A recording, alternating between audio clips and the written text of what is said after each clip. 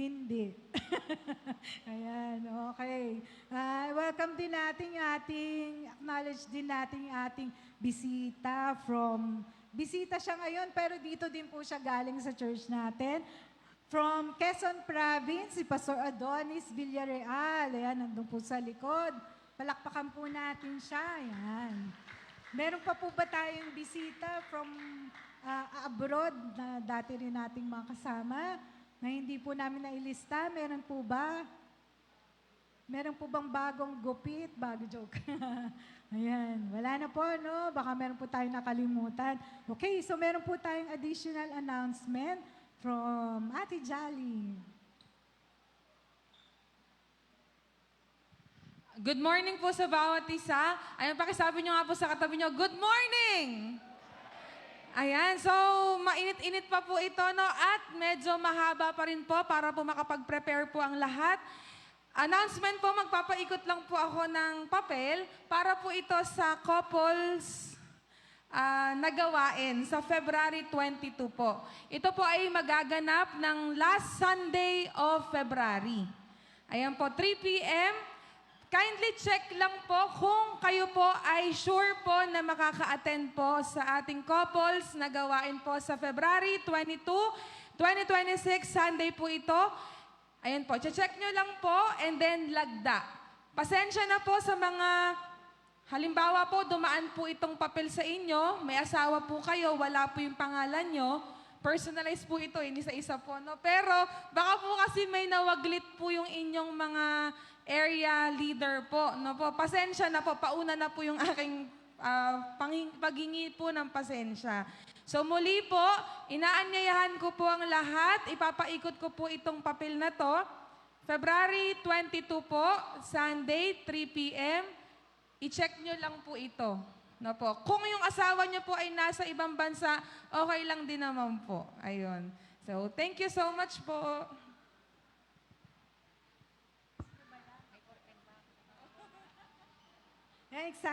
Excited ang ating Ate Jalin kasi first time na attend sila sa couple. Amen. So, yan po, no. Huwag po natin kalimutan. I-renew po natin yung ating vow sa ating mga spouses. Sa inyo lang pala. Joke, ayun. Ngayon po, i-welcome natin ang isang babae ng Diyos na talaga naman pong walang makakahadlang basta maipahayag ang salita ng Diyos. Ano po, wala po siyang inuurungan. Amen? Kaya ating pong palakpakan, i-welcome natin ang ating pastora, Pastora Sena Cortez.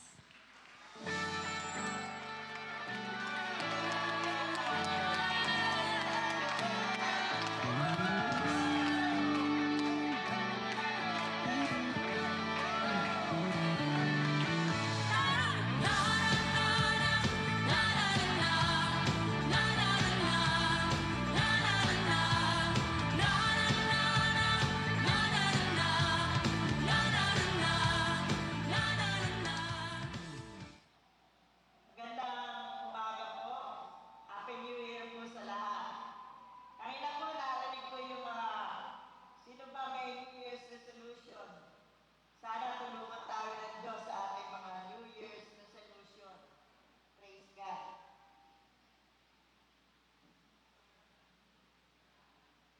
Ngayong araw po, ang ating pong tema sa buong taon ay yung up for His coming. Up for His coming. So, ihanda natin ang ating mga sarili sa pagdating ng Panginoon. At kailangan tayo magising at tayo mag-expect.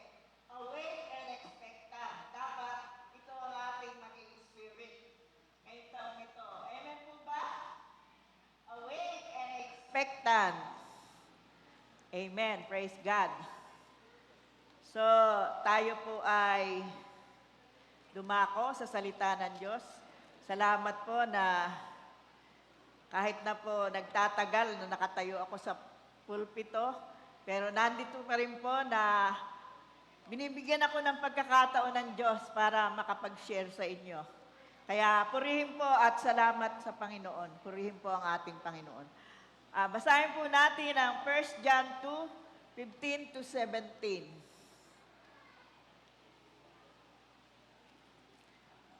Sabi po rito, do not love the world or anything in the world.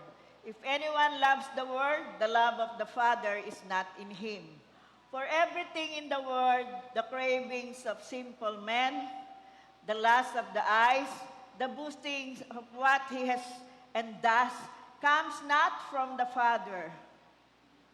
The world and its desire passes away, but the man who does the will of God lives forever. Praise God for His Word. Ngayon po, nais ko pong i-share sa inyo yung ang aking ginawang sermon, Who shall be saved? Sino ang maliligtas? Ha?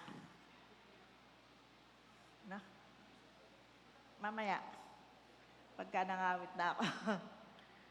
Ayan. Basahin ko po sa Tagalog. Huwag ninyong ibigin ang sanlibutan at ang mga bagay na nasa sanlibutan. Ang umiibig sa sanlibutan ay hindi umiibig sa Ama. Maliwanag po, ano? Ang umiibig sa sanlibutan ay hindi umiibig sa Ama.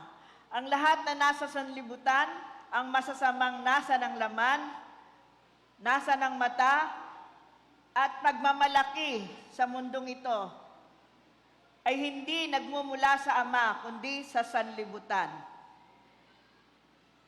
Ayan. Sabi ng 2:17, mawawala ang sanlibutan at ang lahat ng kinahuhumalingan nito. Ngunit ang mga sumusunod sa kalooban ng Diyos ay mabubuhay magpakailanman. Yung inumin ko pala.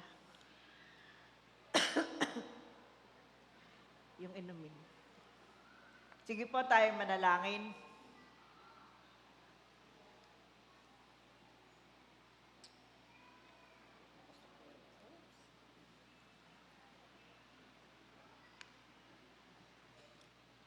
Manalangin po tayo. Purihin ka, Panginoon. Salamat po, O Diyos, sa umagang ito na kami po ay naririto para sumamba sa iyo at patuloy na mag-aral na yung mga salita. Maraming salamat po na kami pinili mo, kami tinawag mo upang kami maging iyong mga anak. Purihin ka, O Diyos. Salamat po na sa pribilehiyo na kami ay tagapagmana ng kaharian mo sa langit.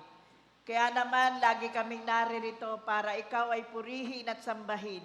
Dahil karapat-dapat ka lamang po, Ama, dahil kami ay mga anak mo na tunay na makasalanan, ngunit ginawa mong tunay, Panginoon, na binanal mo at pinatawad mo. Kaya salamat po, O Diyos, sa pagkakataon na kami pinili mo para maging yung mga anak. Kaya sa umagang ito, hayaan mo yung banal na Espiritu ang kumilos sa aming kalagitnaan na patuloy na pagpahalagahan namin ang pagiging mga anak mo, O Diyos. Kaya salamat po sa iyong mga salita na sinalita sa iyong lingkod. Nawa po, pagpalain mo ang paghayag ko na yung mga salita, banal na Espiritu. Pangunahan po ako sa lahat ng aking sasabihin sa pangalan ni Jesus. Amen. Amen. Palakpakan po natin ang ating Panginoon. Praise God. Thank you, Holy Spirit. Ang sabi po sa John 3:6, Genesis 3:6, ito po yung tinukso si Eva at si Adan at ginamit po ang ahas. Sabi roon, when the woman saw that the fruit of the tree was good for food and pleasing to the eyes and also desirable and good for food, desirable for gaining wisdom, she took some and ate it. She also gave some to her husband who was with her and ate it.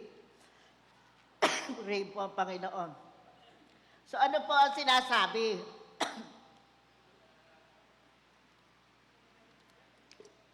Meron pong utos ang Diyos na doon po sa paraiso, nung tumira si Eva at si Adan, ay isa lamang po, lahat po ng naroroon ng mga prutas, pagkain nila. Pero isa lamang po ang hindi nila dapat kainin. Yung pong nasa punong nasa gitna ng Eden. Dahil ang sabi ng Diyos, kung makain ninyo ito, kayo ay mamamatay. Pero si Eva, tinitigan niya yung prutas. Nakita niya na yung palang prutas na yun ay maganda. Maganda yung prutas, mukhang masarap. Dito na po umiiral yung ating mga kagustuhan. Kahit na sinabi ng Diyos na wag mong kainin yon, wag mong gawin yon. Dahil yun ay alam ng Diyos na hindi makakabuti sa atin. Pero pinipilit pa rin natin yun sa ating mga kagustuhan. Sabi niya, mukhang masarap yon. Kukuha ako. Nasa isip ni Eva. At sabi pa niya, mukhang masarap ang bunga nito. Ayun. At sabi niya, at palagay niya ay masarap. Sabi pa niya, at maganda, nakakahanga, at siguro magiging marunong ako kung kainin ko ito. Ayun. So, nandoon, una, yung mata niya, tinignan niya at ito'y maganda. Dito na siya tinest ng Panginoon. God tested her through lust of the eyes. Maganda, sabi niya, kaya kukuha ko. Tapos, sabi niya, mukhang masarap kainin. Kukuha ko para kakainin ko. Kahit na may utos sa kanya, huwag kakanin, kumuha pa rin siya. Kasi sabi niya, parang masarap, kakainin ko nga, titikman ko nga. Pagkayari, nakita niya na mukhang kahanga-hanga ang bunga. At baka magiging marunong ako. Kakainin ko talaga. At binigyan nga niya ang kanyang asawa. At alam na nga nyo natin ang nangyari. Dahil nung kinain nila, ng bunga, ng prutas na nasa gitna ng Eden, ang nangyari, sila'y nagkasala. Amen. Nais kong ipakita sa inyo na kapag inuutos ng Diyos, dapat sundin. Commandments yun, hindi hiling. Kaya dapat natin sundin kapag inuutos ng Diyos. Ang sabi ng Santiago 4:4, hallelujah. Minsan, sa mundo, kung ano yung maganda, kung ano yung sa isip natin maganda, gagawin natin. Kahit na hindi magbubunga ng mabuti sa buhay natin. Di ba? Ginagaya natin ng sanlibutan, ang mundo. Kung ano yung uso, gagayahin natin. Ayan. Kung ano narinig natin, gagayahin natin. Halimbawa, sa isang tahanan, yung mga anak, andoroon na, yung mga anak nandoroon sa paligid nila, yung mag-asawa nandoroon. Tapos, yung mga pamilya nito, hindi pa nakakakilala. Ang nangyayari, yung mga anak, napakagugulo, yung pamilya, napakagugulo, at yung mga anak, kahit maliit pa lang, marunong na magsinungaling, marunong na magtungayaw, magsalita ng mura. Anong mangyayari ngayon? Kasi dahil yung mga magulang, mukhang bibig nila ay pagmumura. Kahapon nga, pinag-uusapan namin ito. Bakit sasawayin mo yung mga anak mo kung ikaw na mismo ginagawa mo ito? Ayan. At doon pa, sa sanlibutan, yung mga sanlibutan, sila ay, pag sila ay nagkaroon ng nobyo at nobya, ayan, sabi nga ni Direk noon, magkaroon lang ng nobyo, magkaroon lang ng nobya, kahit nasabihin na, huwag kang makapamatok sa hindi mananampalataya. Pero, sisigi ka pa rin, makikipag-boyfriend ka rin, makikipag-girlfriend ka pa rin. Kasi gusto mong magka-girlfriend, gusto mong magka-boyfriend, sisigi ka na rin. At marami daw pong nangyari talaga na nakipag-boyfriend sila, nakipag-girlfriend sila sa makasanlibutan, pero ang nangyari, sila ang nahila sa makasanlibutang gawain. Hindi nila nadala yung kanilang mga partner sa Panginoon. Sila ang nabulid sa kasalanan. Amen. Kaya po, warning po sa atin ito, na hindi po mapapakinabangan natin, pero hindi ito magiging maganda at mabunga sa ating buhay. Hindi po tayo dapat makiayon sa mga takbo ng sanlibutan. Dahil tayo po ay mga anak na ng Diyos. Kaya ano sabi sa 2:17? Ang lahat ng mga kinahuhumalingan, 2:17, mawawala ang sanlibutan at lahat ng kinahuhumalingan nito, ngunit ang mga sumusunod sa kalooban ng Diyos ay mabubuhay magpakailanman. Amen. Lahat daw po ng kinahumalingan, lahat ng iniibig mo na makasanlibutan ay maglalaho. Aalisin lahat yan ng Panginoon. Ang hindi lang maglalaho, yung salita ng Diyos na nasa iyo. Yung narinig mo na ikay manampalataya, ito hindi maglalaho. At ang hindi lang mawawala ay yung mga mananampalataya na gumagawa sa kalooban ng Diyos. Sabi rito sa Jesus' name. Sa Santiago 4:4, you adulterous people, don't you know that friendship with the world is hatred toward God? Yan. Mga taksil, di ba nyo alam kapag nakikipagkaibigan kayo sa sanlibutan, ay kinakaaway naman ninyo ang Diyos? Ayan. Kaya wag po daw po tayong makipagkaibigan. Hallelujah. Praise God. Wag tayo makipagkaibigan sa sanlibutan. Don't make friends with the world. Friendship of the world is hatred towards God. Hallelujah. Kaya nga po, yung sabi nga ni nangangaral dito si Pastor John, pagising mo sa umaga, ano ba una mong ginagawa? Hallelujah. Wag mong harapin ang Facebook. Ang harapin mo yung face the book. Harapin mo yung Biblia. Huwag yung Facebook. Mamaya sa Facebook, makita mo, may namatay kang mag-anak, merong masasamang balita. Pero kung ang una sa buhay natin, kung tayo ay magigising, magpapasalamat sa Panginoon, hallelujah, magbubulay-bulay ng salita ng Diyos, mananalangin, maganda po ito na matutunan natin. Hallelujah, bago ang lahat. Sabi nga po ng Matthew 6:33, hallelujah, but seek first the kingdom of God and His righteousness, and all these things shall be added unto you. Huwag mong alalahanin yung mga ibang mga bagay. Alalahanin mo muna ang Diyos na nagbigay sa iyo ng buhay. Alalahanin muna ang Diyos na nagpatawad sa iyong mga kasalanan. Alalahanin mo muna ang Diyos na nagpapala sa iyo at pasalamatan mo siya sa unang pagising mo sa umaga. Amen po ba? Praise God. Thank you, Lord. So, ganun na kailangan po ang maging kaibigan natin ni ang Diyos, hindi ang mundo. Amen po ba yun? Kailangan ang maging kaibigan natin ay ang Diyos, hindi ang mundo. Hallelujah. Noong po isang linggo, sabi ni Pastor Amante, sino ba ang nagmamahal sa kautusan ng Panginoon dito? Wala pong akong narinig na sumagot kundi ako. Amen. Kung mahal natin ang Diyos, hallelujah, mahal din natin ang kanyang mga kautusan. Praise God.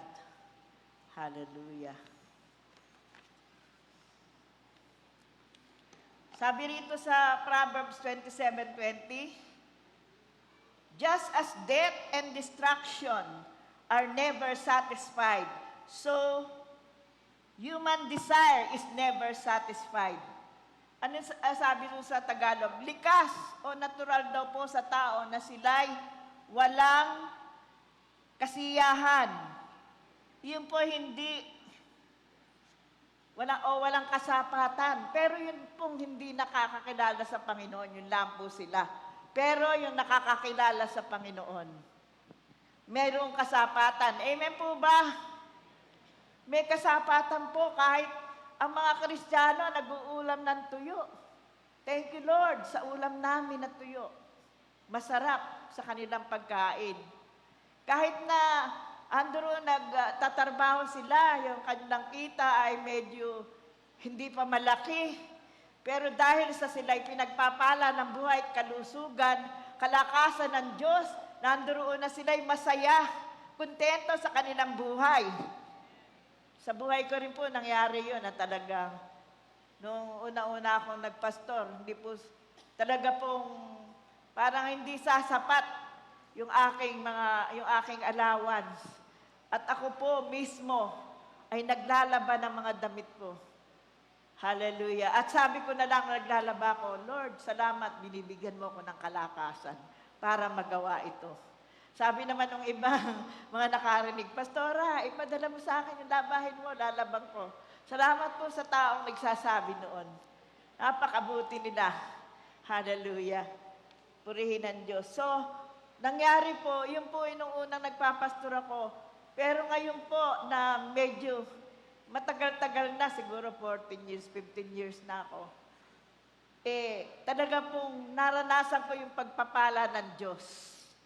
At sa buhay ko po sa Panginoon, sa paglilingkod ko, ngayon po habang tumatagal, talaga po hindi ako nagkukulang sa lahat ng bagay. Lalo na po nung talaga nag-full time ako, nag-focus ako sa Panginoon, talaga po ibinigay niya lahat sa akin. Walang trabaho, ganon, full time, puro sa Panginoon. Nakita ko po yung pagpapala ng Diyos na hindi lamang po ako ang pinagpapala, kahit na po yung aking mga pamilya, yung aking kamag-anak, yung mga kapatiran, nakakapagbahagi po ako. Kaya salamat sa Diyos sa pagpapalang ganon. Sa inyo rin po gusto kong maranasan ninyo na pagpalain po kayo ng Diyos. Lahat po tayo nakatakdang pagpalain ng Diyos. Pero kailangan lang po tayo'y manatili. Manatili sa pag-ibig ng Diyos. Hallelujah. Purihin ka, Panginoon. Ang sabi po ng Efeso 2:3, all of us live among them at one time, gratifying the craving of our sinful nature and following its desires and thought. Sabi po roon, ang totoo tayong lahat ay dati ring namumuhay ayon sa ating laman at sumusunod sa masamang hilig ng katawan at pag-iisip. Kaya't sa ating lakas at pag-iisip, kabilang tayo sa mga taong kinapupuutan ng Diyos. Noon po, kabilang tayo doon. Naalala ko, dati kaming mga hindi pa nananampalataya. Talaga pong nandoon kami, mahilig kami sa sugal. Si Pastor Amante, mahilig sa sugal. Dahil kami po, may pamadyong. Yun po yung pinagkakakitaan ng tatay ko. May pamadyong. Kami po, sugal ng sugal. Ako, sugal ng sugal hanggang sumakit ang ulo ko kung paano manalo. Sa bingo po, halos higaan ko na yung mga karton. Tumataya ako sa hayalay. Hallelujah. At alam niyo po na inalis po ako ng Panginoon sa ganoong mga senaryo. At salamat po sa Panginoon. Kami po ay patuloy na ginawang anak ng Diyos, pinatawad. Si Pastor Amante po, sabi nga niya, iyan, mahilig maglasing. Na nahiga pa yung sa release ng tren, lasing. May mga dumadaang tren, buti na lang nakita siya ng mga kaibigan niya. Praise God. Salamat po sa Panginoon na kami hinipo ng Panginoon at binago. Kami po ay pinili at ginawa niyang anak. Hallelujah. Ang Panginoon po ay tunay na nagmamahal sa lahat, lalo na po sa makasalanan. Pero ngayon po tayo ay nasa kaliwanagan na, dapat po hindi na tayo babalik sa kasalanan. Amen. Praise God. Sabi ko rito sa Efeso 2:7, in order that in the coming ages, He might show the incomparable riches of His grace, express His love and kindness to us in Christ Jesus. Dahil po sa kabutihan ng Diyos, tayo iniligtas niya. For it is by grace you have been saved through faith, and this is not from yourself. It is the gift of God, not by works so that no one can boast. Ayun po, ang ginawa ng Diyos ay nung dumating ang panahon na maipakita niya ang di masukat na kasaganaan ng kanyang kagandahang loob sa pag-ibig niya sa atin, sa pamamagitan ni Kristo Jesus, binigay niya ang Panginoong Jesus. Amen. But God demonstrated His love for us, yet while we are sinners, Christ died for us. Amen. Noon pa man pong makasalanan tayo, ipinadama na ng Diyos ang pag-ibig niya sa atin. Sino ba yung mamamatay sa mga makasalanan? Sino ba yung magbibigay ng kanyang anak? Ang Panginoon lang Diyos. Hallelujah. Sabi nga ay, for God so loved the world that He gave His only begotten Son. Kaisa-isa ng anak binigay niya, that whosoever believes in Him shall not perish, but have everlasting life. Amen. Ang lahat ng sasampalataya, kaya siya namatay. Lahat ng sasampalataya sa Kanya ay patatawarin niya at bibigyan ng buhay na walang hanggan. Ang Panginoong Yesus po ay namatay hindi lang sa akin, hindi lang kay Pastor Amante, sa ating lahat, higit po sa mga makasalanan. Dahil ayaw niya na ang bawat mga tao na nilikha niya ay mapunta sa impyerno. Hallelujah. Purihin ka, Panginoon. Salamat po, O Diyos. Amen. Sapagkat dahil nga sa kagandahang loob ng Diyos, kayo ay naligtas sa pamamagitan ng pananampalataya at ang kaligtasang ito ay kaloob ng Diyos at hindi sa inyo. Hallelujah.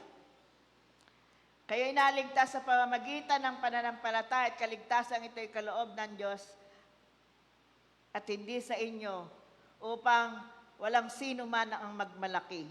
Ito ang bunga na inyong gawa, mga walang dapat ipagmalaking sino man.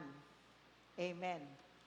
Hindi po tayo dapat magmalaki sa ating kaligtasan dahil sa kagandahan loob lang po ng Diyos, tayo'y naligtas. Ngunit sa ating kaligtasan, hinahanap po ng Diyos ang bunga. Hallelujah. Talaga bang tayo'y mabunga sa ating kaligtasan? Amen. Sabi ko rito, who among us can save our soul in the burning hell? Sabi roon sa Romans 3:23, for all have sinned and fall short of the glory of God. Ang lahat po ng tao ay hindi nakaabot sa pamantayan ng Diyos. For the wages of sin is death, but the gift of God is eternal life in Christ Jesus. Kung tayo po ay makasalanan, tayo po dapat ang mamamatay, magbabayad ng kasalanan. Pero salamat po sa Panginoong Jesus. Salamat po sa pag-ibig ng Diyos Ama. Dahil pinababa niya ang Panginoong Jesus para mamatay sa ating mga kasalanan. Yes, tayo po ay naligtas sa pamamagitan ng pananampalataya sa ating Panginoong Jesus na namatay para sa ating mga kasalanan. Amen po ba? Wala pong makakapagmalaki, kaya kung tayo po ay gumawa ng kabutihan, ito po ay bunga lamang ng ating kaligtasan. Ngayon, sino po ang maliligtas? Hallelujah. Praise you, Lord. Ang sabi ko po rito,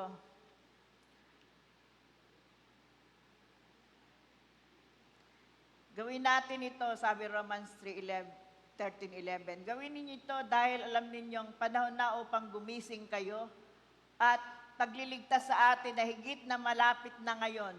kaysa nang tayo'y unang sumampalataya sa Panginoon. Sino ba makakapagsabi sa iyo na sa inyo? Sino mag-a-agree sa akin na mas malapit na ngayon ang kaligtasan kaysa noong unang nanampalataya tayo? Di ba? Marami ng mga signs. Ang mga tao, kunyari, sumasampalataya, pero hindi mo naman makikita ang bunga ng pananampalataya. Ang mga tao sabihin, may Diyos ako, mahal ko ang Diyos, pero hindi naman mahal ang kapwa-tao, walang malasakit. Basta ang gusto sarili niya. At sa salita ng Diyos daw, ang pinakikinggan nila, yung kanilang mapapakinabangan, yung hindi nila mapapakinabangan, hindi nila pinakikinggan. Ito po ang nangyayari sa mga huling panahon. Hallelujah. Ang mga tao, kunyari, sumasampalataya, pero hindi mo makikita sa kanila ang bunga ng kanilang pananampalataya. Praise God. Hallelujah. Sabi rito Romans 13:11 sa Ingles, "And do this understanding the present time, the hour has come to you to wake up from your slumber, because our salvation is nearer now than we first believed." Natutulog ba kayo? Gumising na kayo. Hallelujah. Alam nyo, doon sa soaking, noon na inaantok ako, ayoko umattend, doon lang ako online. Pero alam mo, nung umattend ako minsan, sabi ng isang kapatiran natin, mas maganda po kay naroroon kayo para maranasan nyo. Alam nyo, umattend ako, naranasan ko presensya ng Lord. Iba talaga.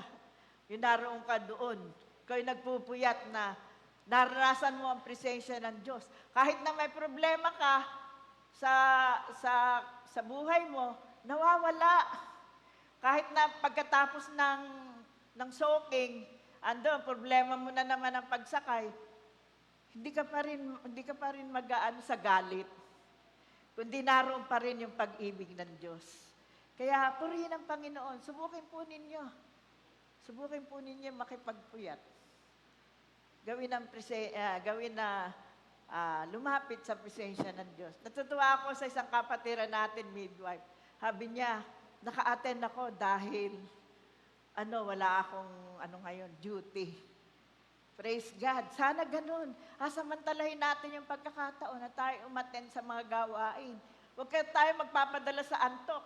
Ako nga po, may maintenance Talagang inaantok na ako pagdating alas 9:30, pero napagtagumpayan ko po yun.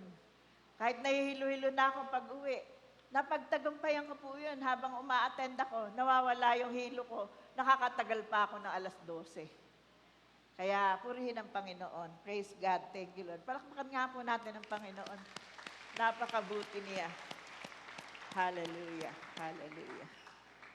Hallelujah. Thank you, Lord.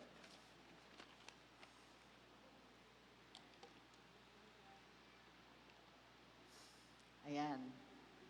Ulitin ko. Roma 13:11. Gawin ninyo ito dahil alam niyo ang panahon na upang gumising kayo. Ang pagliligtas sa atin ay higit na malapit na ngayon kaysa noong tayo ay unang sumampalataya sa Panginoon. Ano po yung sinasabi kong gawin natin? Gawin natin, ibigin natin ang Diyos. Gawin natin na yung salita ng Diyos, mahalin natin. Dahil sabi ng John 14:15, kung mahal niyo ako, susundin niyo ang aking mga kautusan. If you love me, do my commandments. Hallelujah. Sabi doon, sabi ng Hebreo 12:27, the word once more indicate the removing of what can be shaken. That is, created things so that what cannot be shaken may remain. Sabi ni Pastor Boyet, may namatay na naman noong Friday. May namatay na naman, Pastor, 3. Wala naman pinipili ang kamatayan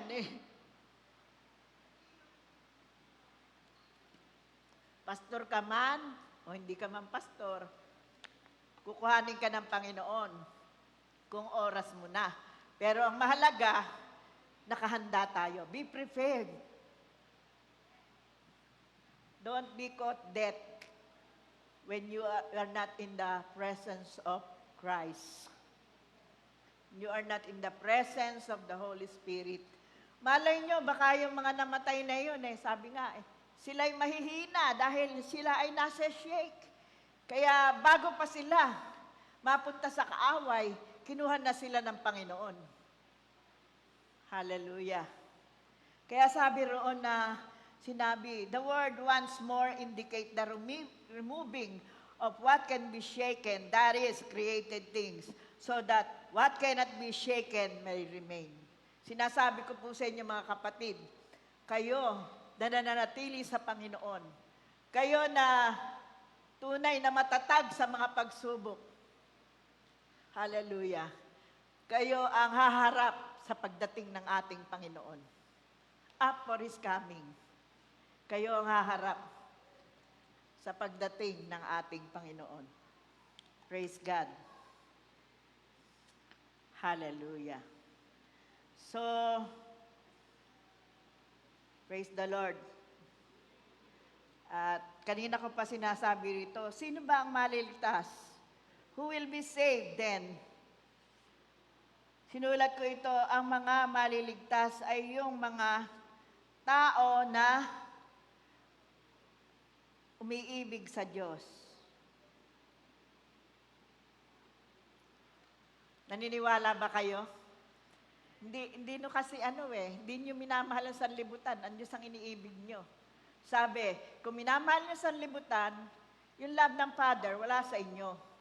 Pero kung kayo nagmamahal sa sanlibutan, Jack, ang pag-ibig ng Ama ay nasa sa inyo.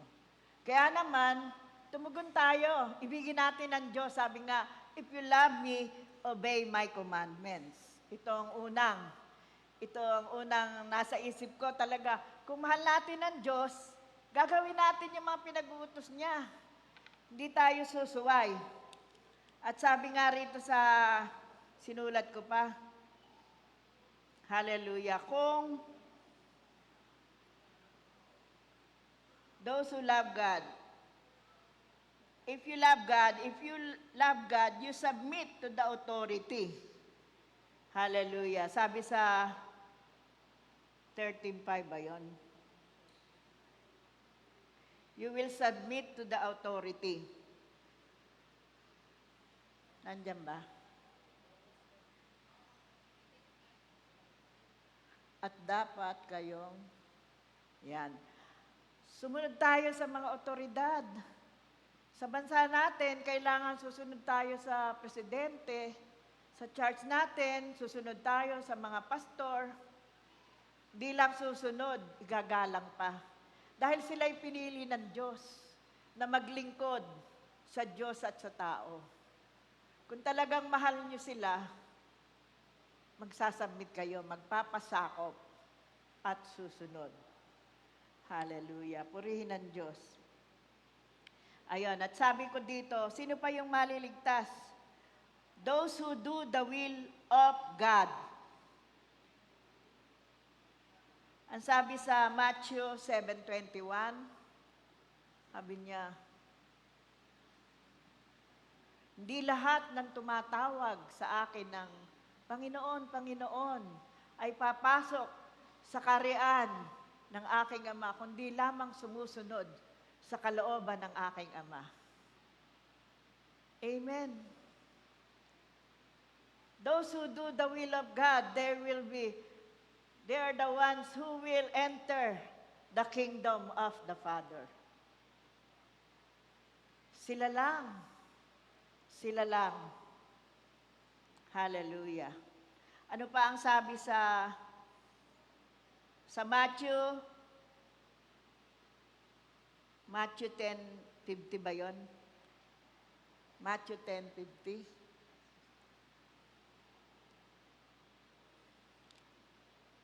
Sabi ni Jesus, sino ang aking mga kapatid, who is my brothers and sisters, and mother, those who does the will of God. Sila ang aking mga kapatid ang aking mga kapatid na babae, kapatid na lalaki, at ang aking ina. Yun lamang gumagawa ng kalooban ng Diyos. Purihin ang Panginoon. So, dito po sa ating pagtitipon sa kongregasyon, kapag tayo ay sumusunod sa ating Panginoon, makakakita tayo ng maraming umiibig na mga magulang, umiibig na mga kapatiran, na babae, na lalaki. Biro mo, sabihin sa'yo, Pastora, ipadala mo sa akin yung labahin mo, lalaban ko.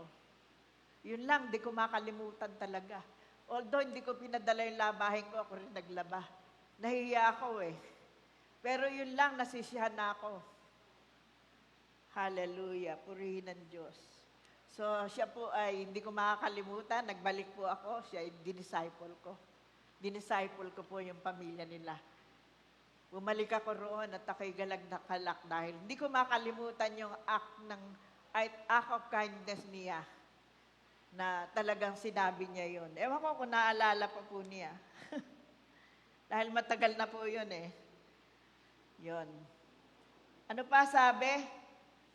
3 lamang po sinulat ko rito. Those who love others. Sabi ng Romans 13:10. 13:10 ba yun? Love does no harm to its neighbor. Therefore, love is the fulfillment of the law. Alam niyo pa yung golden rule? Sabi ng golden rule na pag-aralan natin sa eskwelahan. Do not do unto others what you don't want others to do unto you. Ano? So, hindi mo gugustuhin na ang kapatid mo, ang mga anak ng Diyos o ang kapwa mo ay masasaktan mo. Hallelujah. Dahil nasa iyo yung pag-ibig ng Diyos. Hallelujah. Pagmamalasakitan mo, kahit hindi mo sila relative, pagmamalasakitan mo kasi kapatid mo sila sa Panginoon. Kabilang ka sa kingdom ng God. Tayo ay pamilya ng Diyos. Kaya pagmamalasakitan mo ang kapatid mo. Hallelujah. Dahil tayo ay minamahal ng Diyos lahat. Pag-ibig ang isinabog, binuo sa atin ng Diyos. Pag-ibig ng Diyos para ito ay mag-umapaw. Para mag-umapaw. Para mag-umapaw, magpapuno tayo lagi sa Diyos ng kanyang pag-ibig. Para ito ay bumuhos sa kapatiran. Kahit na hindi mo ka mag-anak, kahit ngayon mo lang nakita, mahalin mo. Tangina, nakita ko si Mami Neri eh. Ang ganda. Sabi ko, pahalik nga po, ang ganda-ganda mo. Pero 2 beses ko na siyang nakita. Pero natutuwa ka pala na gano'n, may nakikita ka na hindi pamilyar sa'yo, bagong muka. Hallelujah. Kaya ito, dito, nagmumula yung pag-ibig ng Diyos. Kapag ikay binuhusan, pinuno ng pag-ibig ng Diyos, magagawa mong ibigin kahit hindi mo kakilala. Hallelujah. Magagawa mong mahalin ang lahat. Kahit na sila ay tinatakwil ng lipunan. Kahit na sila ay ganun-ganon. Si Bishop Israel, kaya yan mahal na mahal ng mga tao. Kahit ganun-ganon, okay sa kanya. Kahit mabahong hininga, hindi nagsisipilyo, okay sa kanya. Amen. Sana ganun din tayo dahil ang Diyos, God is not respecter of people. Hindi siya namimili ng tao, kaya lahat dapat nating mahalin. Amen. So sabi rito, love others. Those who love others. Ang umiibig ay hindi gumagawa ng masama kanginuman. Kaya't ang pag-ibig ay siyang katuparan ng kautusan. Yan. Pag-ibig ang katuparan ng kautusan. Ibigin mo ang Diyos na higit sa lahat. At ibigin mo ang iyong neighbor na kagaya ng iyong sarili. Love the Lord with the Lord your God with all your heart, with all your soul, with all your mind, with all your being, and love your neighbor as yourself. Hallelujah. Ano ang sabi ng 13, Romans 13:8? Let no debt remain outstanding except the continuing debt to love one another. For this love, his fellow man has fulfilled the law. Huwag kayong magkaroon ng utang kanginuman, maliban sa saguting magmahalan sa isa't isa, sapagkat ang nagmamahal sa kapwa ay tumutupad sa kautusan. So, wala raw po tayong sagutin na iba kundi ang magmahal sa iba. Wala tayong utang. Pero mababayaran natin iyon kung magmamahal tayo sa iba. Amen ba mga kapatid? Wala yatang kay buo yung mga... Amen po ba? Amen. Sana isama natin sa New Year's resolution yung mag-amen. Sama natin. Praise God. Hallelujah. At tunay nga po, ang sagutin lang natin ay umibig. At kung iniibig din natin ang ating kapwa, i-share natin ang salvation sa kanila. Yun. So dito po, nais ko pong manalangin sa mga bago at di pa tumatanggap sa Panginoon. Kayo po ay sumunod sa aking panalangin. Ama naming Diyos na nasa langit, ako po ay naririto. Inaamin ko po na ako ay makasalanan at hindi ko maililigtas ang aking sarili. Kaya po, nagpapasalamat ako na pinadala mo ang iyong bugtong na anak upang mamatay para sa aking mga kasalanan. Ngayon po sa oras na ito, tinatanggap ko siya bilang Panginoon at tagapagligtas. Nananampalataya po ako na siya'y namatay para ako ay mapatawad at para ako ay maging anak ng Diyos, makabilang sa kaharian niya. Kaya salamat po sa oras na ito. Purihin ka sa pangalan ni Jesus. Amen.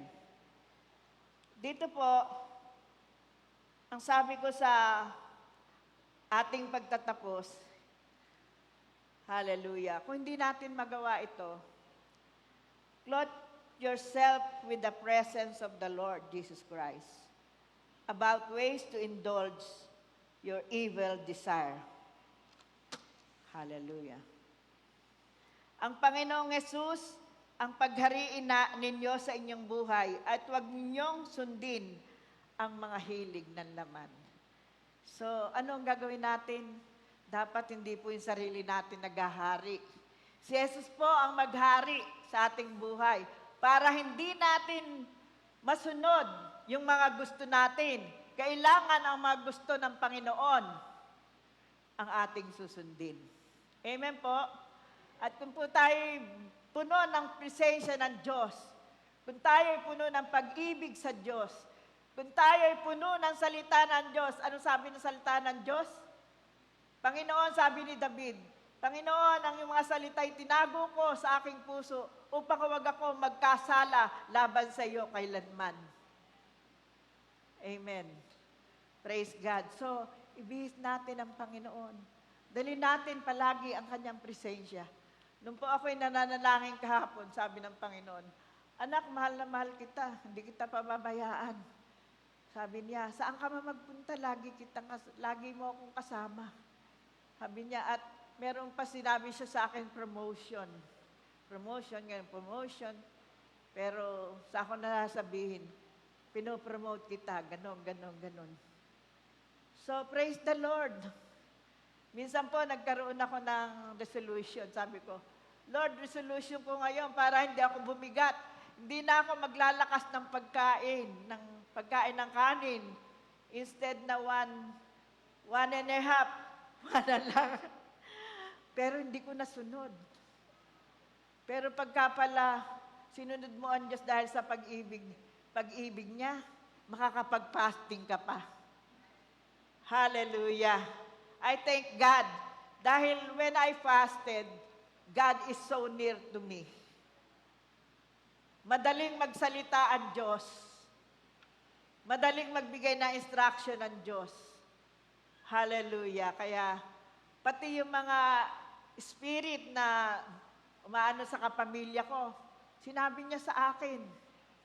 Yung iba na may espiritu, laging nananaginip, sinabi niya sa akin kung ano.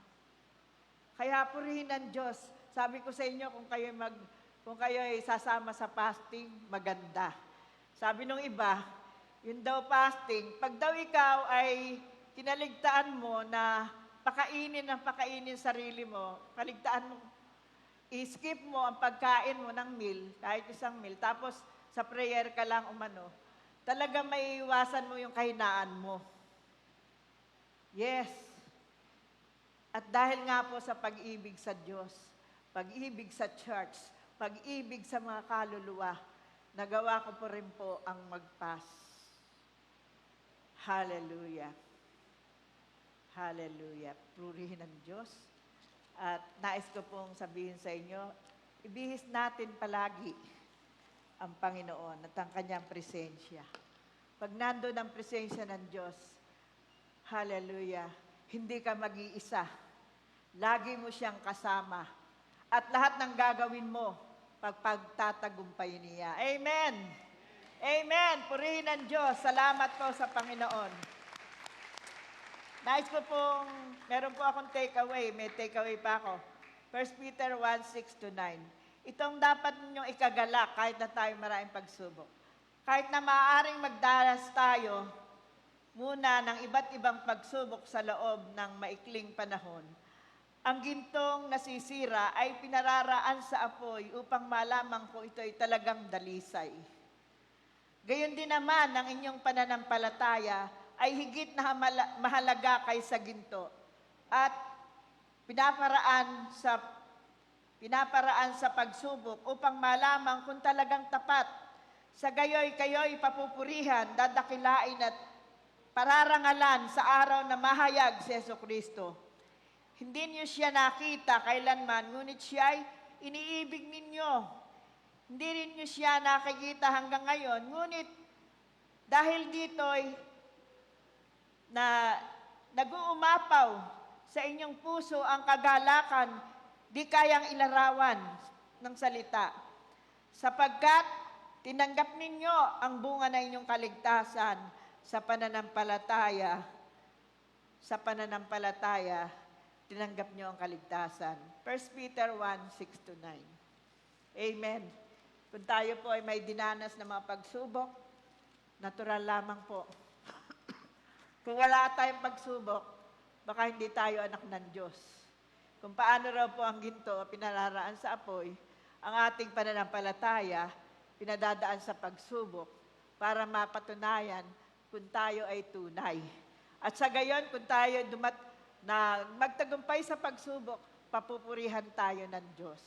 Amen. That dumating na ang bunga na iyong kaligtasan. At dito tayo pagpapalain ng Diyos. Amen. Purihin po ang Diyos sa umagang ito. At nais ko po, tayo po ay manalangin. Kumuha tayo ng kapartner.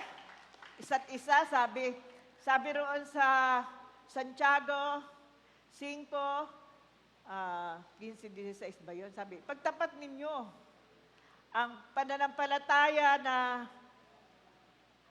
ay tunay na naroroon, tinutugon ng Diyos. At ipagtapat nyo sa isa't isa ang inyong mga kasalanan upang kayo'y magsigaling.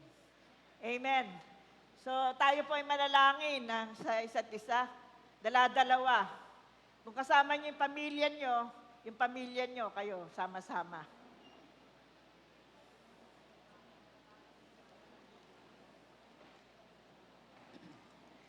Amen.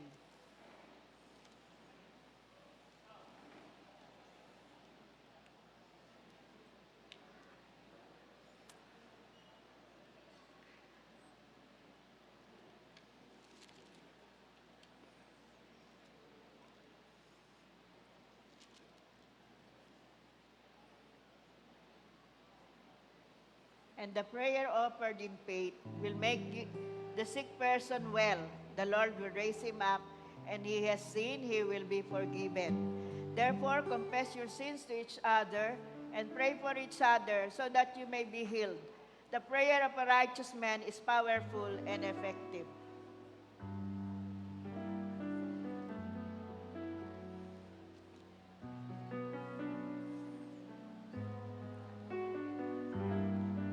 Praise you, Lord. Thank you, Lord.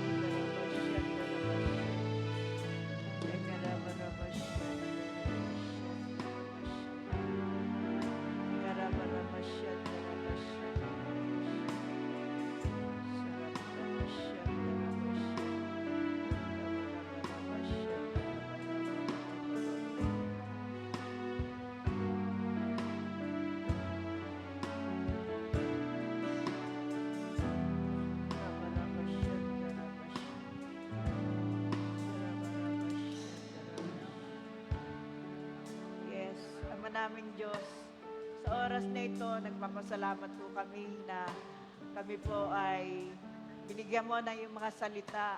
Nawa po ang nahayag ng mga salita mo ay tunay wag bumalik ito ng walang bunga.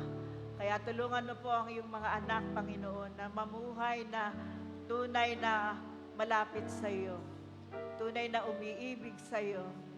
Tunay ang ninanais ay ibigin ka. At tunay na ninanais hinahangad ay masunod ka sa iyong mga kautusan. At mahalin ang bawat isa, ang aming kapwa. Pagpalain niyo po ang mga salitang ito at nawa po, Panginoon, sa susunod na panahon, makita po namin na nilalakaran nila ito upang patuloy sa iyong pagdating. Madantan mo sila, Panginoon, sa iyong presensya, sa iyong pag-ibig at sa iyong pangunguna. Salamat po, Banal na Espiritu. Ikaw ay sumasama sa amin at ikaw ay nagbubuhos na iyong pag-ibig sa bawat isa sa amin. Salamat po, Ama. Sa iyo lamang po ang lahat ng papuring kaluwalhatian. Sa pangalan ng Ama, ng Anak at ng Diyos Espiritu Santo. Amen. Amen. Amen. Natawagan ko po si Pastor.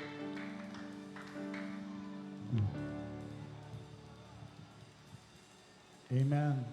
Praise God. Before we sing our song to worship God, gusto namin recognize yung mga first timer, yung mga sino po yung recognize natin kanina, because we want to pray with you, lalo na kung ngayon nag-pray kanina ng pagtanggap sa Panginoon. Gusto namin kayong pag-pray pa at meron kaming konting gift sa inyo. Pwede po malaman sino po yung natin, ushers o consolidators, please help us. Kung meron kayong kasama na bago, pakidala lang po sa office. Yan, ating pag-pray lang sila at sila ay ating Meron po ba? Yung bisita, ayan. Yan, pwede po yan, thank you. Palapakan natin si brother. Pwedeng somebody pray with him at bigyan natin siya ng konting gift. Ate Tin or Ate Justin, Brother Hansi, yan. Yan. So every time na bago tayo, we would like na we will pray more with them before we close habang tayo para po sa lalo pang ma-sharean at madala sa Panginoon. Ayan. Okay. So, tayo po ito yung lahat. Kaya may bago pa po, gusto namin kayo bigyan ng konting gift at prayer para po sa inyo. Yan, kung meron pa kayong kasama diyan, bring them sa likod at pagpe-pray pa natin sila. Ushers, patulong na lang po. Awitin natin po yung bagong awitin ni Direk na talagang lalong naglalapit sa atin.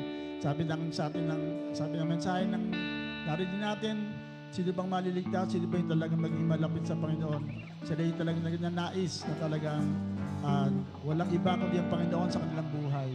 So let's express that love to God as we sing this song. Pag-ibig mo ay tunay, pagmamahal ay tapat. Wala kang katulad, papuri ay sa'yo lamang. O Amang mapagmahal, itinataas kita, maluwalhati ka. Mga pangako mo ay tunay, tapat ang iyong salita. Kabutihan mo'y walang hanggan, biyaya ay sapat. O Jesus, Panginoon, pagsambay sa'yo lamang, maluwalhati ka.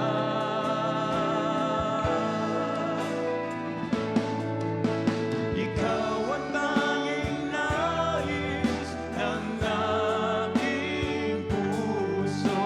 Wala nang ibigin na higit pa sa'yo. Ikaw lamang, O Jesus, ang pupurihin magpakailanman. Ikaw lamang. Yes, Lord. Sige, express natin pagmamahal sa Panginoon. Huwag natin siya mahal. Pag-ibig mo ay tunay. Pag-ibig mo ay tunay, pagmamahal ay tapat. Wala kang katulad, papuri ay sa'yo lamang. O Amang mapagmahal, itinataas kita, maluwalhati ka.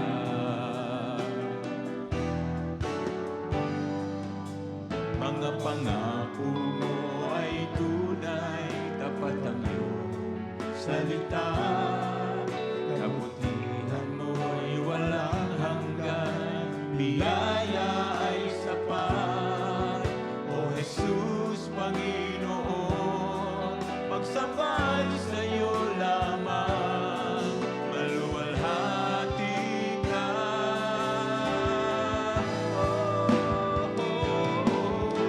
Ikaw ang tanging nais ng aking puso. Wala nang ibigin na higit pa sa'yo. Ikaw lamang, O Jesus, ang pupurihin magpakailanman.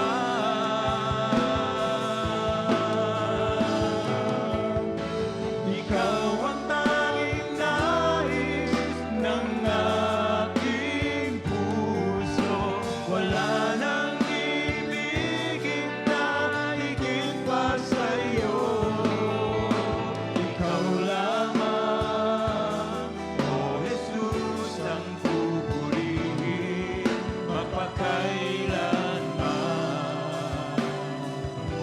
Sabihin po natin, Ikaw lamang. yes, Lord Jesus. Ikaw lamang, Panginoon. Yes, Lord Jesus. Thank you, God.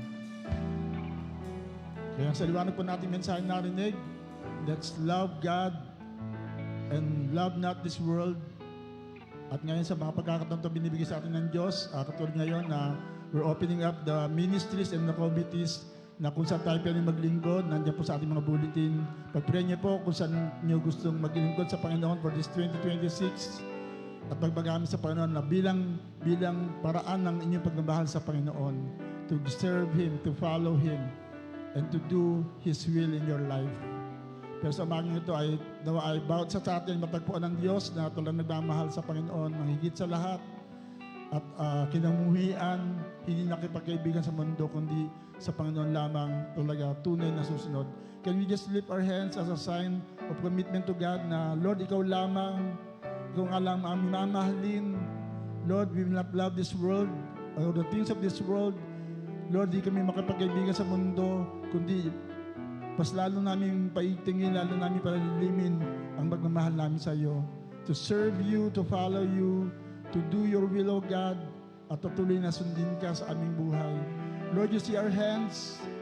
Lord, 2026 is still very much young, and we have much opportunity, Lord, para maglingkod, para magmahal, at para sumunod sa iyo. Nawa ang bawat sa matagpuan mo sa iyong kalooban, matagpuan mo, Panginoon, na nagmamahal sa iyo ng higit sa lahat ano pang mga bagay, O God. Dahil alam po namin, as we prepare ourselves to meet you in the air, as we prepare your second coming, Lord, we want us na matagpuan mo kami naglilingkod. We want us na matagpuan mo kami nasa iyong kalooban, na maayos ang aming puso, maayos ang aming mga relasyon sa iyo at sa bawat isa, na maayos ang aming buhay, na nagbibigay kalwalatian sa iyo lamang, Panginoon. Nawa ang bawat sa dito ay tunay na magkaroon ng puso ng layunin, Lord, na ikaw lamang ay maparangalan sa aming mga buhay. At gamitin mo rin po ang bawat isa upang abutin ang mga tao po na dapat na iligtas, na dapat namin madala sa iyong kaharian, Lord. Nawa malaman ng buong mundo na kami nga po yung mga disipulo dahil sa pagmamahal namin sa iyo at sa pagmamahal namin po sa bawat isa, O God. Kaya salamat sa iyo. Salamat dahil alam po namin na ikaw ang patuloy na magbubuhos ng iyong presensya sa buhay ng bawat isa. As I declare, Lord, na ang iyong mayamang biyaya ay patuloy yung buhos sa bawat isa.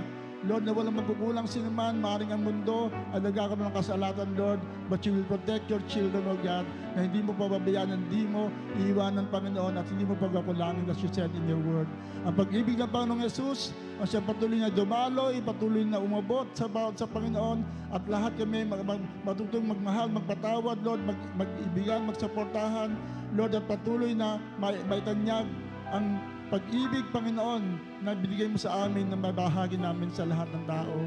Ang paggabay na banal na Espiritu, pagpuspos, ang siyang patuloy naming maranasan, Lord, kanyang pag-iingat, pagtuturo, bulangan magpakailanman, at lahat na nagmamahal sa Diyos, ang lahat na patuloy na kanyang patuloy pagtitibay niya, ang kanyang kaligtasan sa Panginoon, at lahat na patuloy na susunod sa kalooban ng Diyos, at mamahalin ng Diyos, at mamahalin ng kanyang kapwa, ay magsabi ng tatlong malalakas na Amen. Amen, Amen, and Amen!